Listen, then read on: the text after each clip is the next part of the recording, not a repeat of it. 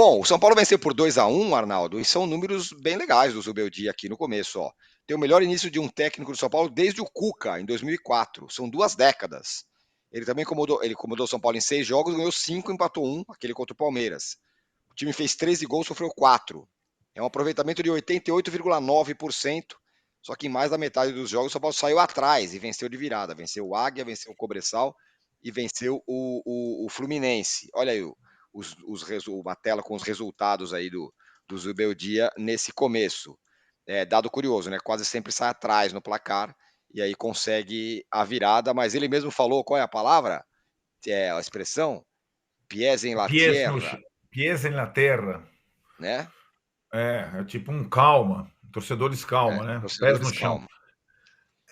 Na verdade, né, é um bom início, sem dúvida, com algumas marcas expressivas, com alguns sinais no campo bem interessantes, mas a gente tem que levar em consideração, por enquanto também, os adversários enfrentados e, mergulhando um pouquinho nos detalhes, as fragilidades que apareceram nesses jogos, em alguns desses jogos, inclusive na vitória sobre o Fluminense. De positivo, evidentemente, a mobilização do elenco todo. O São Paulo consegue jogar em cima do seu adversário o tempo todo, mesmo com 6 titulares machucados. Continua essa mazela do DM, que precede a chegada do Zubeldia, né? São os 3 caras fora. Talvez o Lucas volte na próxima partida. E em relação ao jogo de ontem, o Fluminense é um adversário tão específico que o Zubeldia falou antes da partida, chegado no Morumbi, que o Fluminense exagera demais nessa saída que o Mauro falou. Foi mais ou menos as palavras do Mauro em castelhano. E que ia tentar armar o time para abafar essa saída. Para a gente ter uma ideia de comparação, né, Tironi? O Corinthians fez gols nesse campeonato em apenas uma partida, contra o Fluminense em Itaquera, 3. Só fez isso, só ganhou esse jogo. Então, assim, o Fluminense é um adversário que, quando bem marcado, decifrado, ele não é difícil de ser batido, sobretudo fora de casa. E acho que o Zubeldia armou o time para isso, conseguiu a vitória a duras penas, na base da insistência e tudo mais. O que eu vejo nesse detalhe que você pegou, do time virar os placares e conseguir reagir quase que imediatamente ao momento de tomar um gol, eu vejo ali o copo cheio e o copo vazio. O copo cheio, a capacidade de reação e mobilização e não desorganização do time quando toma o gol é admirável para um cara que chegou há pouco tempo. E aí, o copo vazio. O time está muito mais vulnerável, na minha opinião, desde que o Pablo Maia, e para mim era uma coisa esperada, se machucou, né, seriamente. Esse titular, ele não tem exatamente um substituto com as características no elenco do São Paulo, que é um elenco farto e tudo mais. Então, o Alisson tem se desdobrado, mas ele fica praticamente sozinho na marcação no centro de campo. Os adversários do São Paulo já devem ter percebido isso, inclusive o Fluminense. Então, o São Paulo é um time que toma gol de quase todos, do Cobressal ao Fluminense, né? E isso pode ser muito impactante na campanha do São Paulo se não for corrigido ou minimizado nas partidas que vão ser mais complicadas daqui para frente. Talvez não exatamente contra o Barcelona na quinta.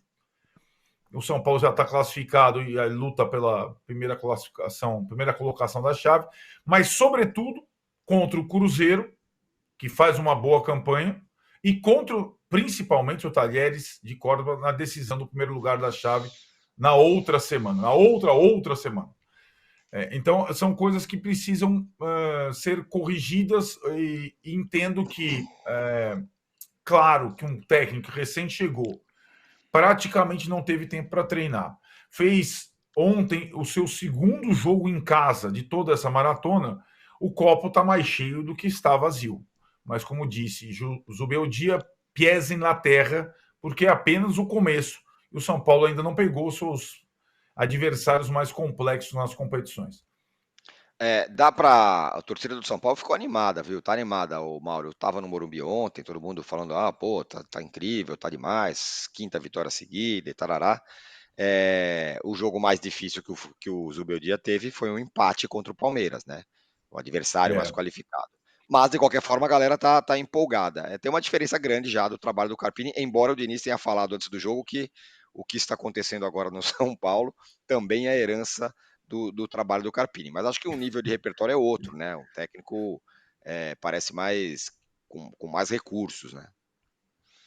Eu acho que é uma questão de ter mais recursos e ter mais condições também de chegar para o jogador e falar o que ele deve fazer, o que, que ele quer que faça. O técnico certamente passa mais convicção nas palavras, nas atitudes, porque é um técnico mais experiente, mais acostumado a lidar com os jogadores. Eu acho que o caso do Carpini, que isso vai acontecer com todo técnico jovem, exceto alguém de forte personalidade, que não se acanhe de chegar para um jogador que seja destaque do elenco e dê um esporro. E fale, ó, é isso, é aquilo. Em geral, o cara vai ficar um pouco mais introvertido. E o Zubeldia não tem esse negócio, até porque ele é um cara também ele é mais experiente, embora ainda um técnico bem jovem, e também é um cara de personalidade bem forte, né? Tanto que ele é um cara bem agitado e tal, não é de levar desaforo. Então, assim, acho que isso tudo muda. Além de ser um cara com mais conhecimentos, né? Experiência, mais tempo treinando um time de futebol, isso faz diferença também. É um técnico que ganhou de São Paulo ano passado, eliminou o São Paulo do Dorival Júnior, do técnico da seleção brasileira, deu do Morumbi, da Sul-Americana. Derrotou na final, lá nos pênaltis, também nos pênaltis, né? O Fortaleza do Vojvoda, que é tão elogiado aqui no Brasil. Então é um cara já com experiência, com mais rodagem, com mais repertório, com mais condição. Acho que tudo isso é um pacote. São Paulo tentou no começo do ano, não conseguiu contratá-lo, aí jogou essa cartada com o Carpini e agora conseguiu o técnico desejado. Não sei se faltou ao São Paulo um pouco mais de agressividade para tê-lo no começo do ano. Não tenho condições de falar a respeito disso porque não tenho essas informações. Mas talvez fosse o caso. O que seria ser mais agressivo? Ser mais convincente, ir até lá, conversar com o cara, oferecer mais dinheiro, uma premiação por determinadas metas, né, para seduzi-lo de alguma forma. Aí o São Paulo estaria com ele desde o começo do ano, provavelmente teria feito um começo de temporada melhor também, porque é uma constatação óbvia, né? O Carpini não deu certo, né? Não funcionou. É o que, para fechar o assunto São Paulo e Fluminense, é o que você diz, né? O São Paulo desperdiçou 100 dias, né, Arnaldo? Ele podia estar com o Zubeldia desde o começo do ano e ele vai sofrendo um pouco com isso, né? Não tem tempo para treinar, está conhecendo os jogadores agora, embora ele tenha usado muito jogador, né? Rodriguinho estava lá, sei lá, desaparecido no São Paulo, tá jogando. Mesmo o Juan, Galopo, Alan Franco, vários caras ele tá jogando, estão jogando. essa é a principal diferença, talvez. Num espaço assim curto, né, recém-chegado, a utilização de praticamente todos os jogadores do elenco em funções que, salvo raras exceções, os caras se sentem confortáveis. Exceção, por exemplo, o André Silva ontem, né, no lado do campo. Aí eu acho que não funcionou tão bem. Mas o aproveitamento até em relação a um time que tem muitos lesionados sempre, ele é necessário o aproveitamento de todo o elenco, né? Desperdiçou 100 dias, talvez, né?